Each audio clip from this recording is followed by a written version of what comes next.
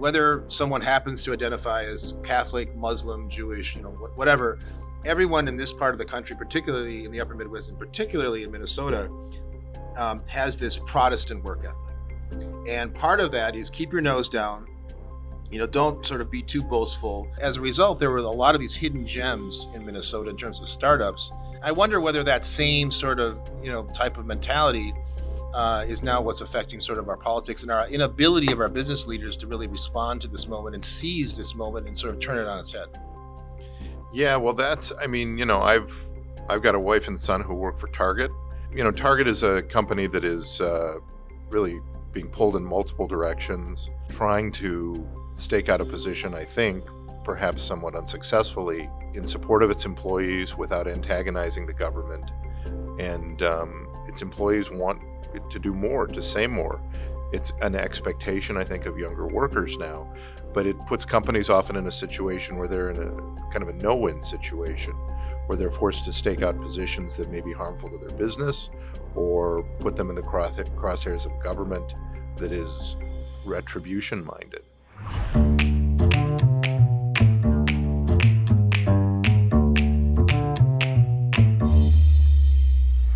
Everyone, it's Arick Wierson from Leverage Storytelling, brought to you by Tunheim. Today, I have a very special guest, Adam Platt, the editor-in-chief of the Twin Cities Business Magazine. Is that your official title? The official title is just editor. Oh, I just added the chief? Yeah. Can I add the chief? I don't know. Anyway, listen. Call me what you want. We have a very special show today because we're going to be talking to Adam about a number of issues which I think are of interest to a lot of people in the business community here in Minnesota. Namely, and I want to just get this out of the way right away. I mean, obviously, Minnesota has been projected into the national spotlight. I looked up the New York Times, and I was next to someone on an airplane, actually, and I said, I can't believe this. The first 6 articles in the New York Times are about Minnesota. I've never seen that ever in my life. Minnesota, on one hand, is getting some of that recognition that it has long sought, but not this type of recognition. I just want to kind of give you the floor initially to get your perspective and how you're looking at this, particularly from a media perspective, but also media that speaks to business. I mean, I don't really think this is the way Minnesota wants to be in the news. That there is a narrative surrounding this which is positive, about community and about banding together and kind of resistance to external forces that are not desired, I guess. But I think that to the extent, and we just wrote about this, to the extent that our national image, our international image is primarily responsible for people who choose to invest here, bring companies here, travel here. It's been a rough 5 years since George Floyd's death, and this is really toxic in that sense, I think. When you look at the confluence of situations and events that have led to where we are right now, I mean, and I guess maybe you'd have other sort of tent poles, but I'd say obviously George Floyd, Walz's decision to run for president or vice president, obviously the Somali scandal, if you want to call it that, for lack of a better term. And then, of course, the election of Donald Trump, the politics associated with Minnesota in the national elections. I mean, maybe there's a few other sort of points we could look at, but political assassinations. There you go. If you look at all those things, is it just bad luck, or do you think there are some underlying issues that have led inevitably Minnesota to where it is today? I mean, I think it's a mix. I do think there are aspects to our political culture that used to serve us really well, but are sort of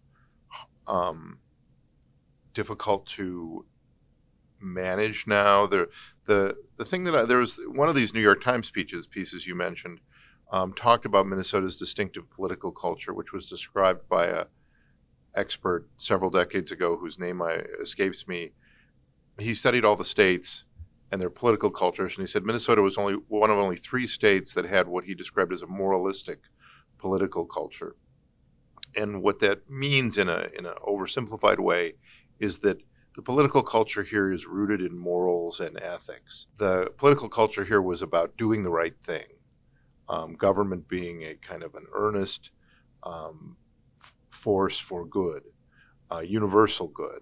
This moralistic culture, I think, is what is driving a lot of the extremism in our state and a lot of the incapacity of people in politics to kind of meet in the middle, because everyone is so fixated about doing what's right, what's good. I've done a lot of writing. I still do occasionally, although not as much as I'd like, for the New York Observer. And I used to do this list, a power list, and they used to be like the top PR agencies, the top this, the top that. And I actually created a list for them, the most exciting startups in flyover country. And I think one of the headlines one year was, plaid is the new black, and that kind of thing. Right. And one of the things that I would often remark is that whether someone happens to identify as Catholic, Muslim, Jewish, whatever, everyone in this part of the country, particularly in the upper Midwest and particularly in Minnesota, has this Protestant work ethic. And part of that is keep your nose down, don't sort of be too boastful, don't make too big a show of yourself. But the result that I was talking about, for the purposes of that series of articles that I did, was that as a result, there were a lot of these hidden gems in Minnesota in terms of startups that were losing ground, even though they were better qualified, had better founders, et cetera, to coastal startups that were trying to do the same thing, either on the West Coast or in New York, because they weren't out there like sort of, selling themselves, selling their idea. And I wonder whether that same sort of, type of mentality is now what's affecting sort of our politics and our inability of our business leaders to really respond to this moment and seize this moment and sort of turn it on its head. Yeah, well, I've got a wife and son who work for Target. Target is a company that is really being pulled in multiple directions. It's trying to stake out a position, I think, perhaps somewhat unsuccessfully, in support of its employees without antagonizing the government. And its employees want it to do more, to say more. They want that of many of the local companies. And it's an expectation, I think, of younger workers now. But it puts companies often in a situation where they're in a kind of a no-win situation, where they're forced to stake out positions that may be harmful to their business or put them in the crosshairs of government that is retribution-minded. As a media outlet that is speaking principally to business, where do you find yourself from sort of covering what they're doing versus maybe suggesting what they should do to, I don't know. How are you looking at that from an editorial perspective? Telling companies what they should be doing is kind of a slippery slope. It's ice we don't want to tread out on very often, because mostly we're journalists. We are not business practitioners. I had 30 years in marketing and now I'm doing business journalism. But I have noticed, though, I'm sorry for interrupting, but No, I have noticed that the first couple articles right now that I've seen, I don't know if you characterize them as editorials, but they seem to be editorial-ish. Yeah, well, I think, we're trying, our readers seem to really respond to stuff that has kind of an analytical tone, maybe not so much advocacy, but kind of trying to kind of tie things together and talk about solutions. And so we are trying to do more of that. I don't know that I would feel very comfortable telling Target what it should be doing or any local company, but I do think that, I think business is in a different position than the public necessarily on a lot of what's challenging the Twin Cities right now. And, we try to speak to them from their perspective and for their point of view, as opposed to kind of a generalistic take. And we feel that's what they kind of expect of us and want from us. And so, I got into some trouble because I took exception to this idea of general strike, boycott, to facilitate these Friday demonstrations that were held 2 Fridays ago and last Friday. Not so much because I was opposed to people demonstrating, not in the least, but because it was constructed with the goal of shutting down businesses, mostly restaurants and hospitality businesses, on what is normally one of their busiest days of the week.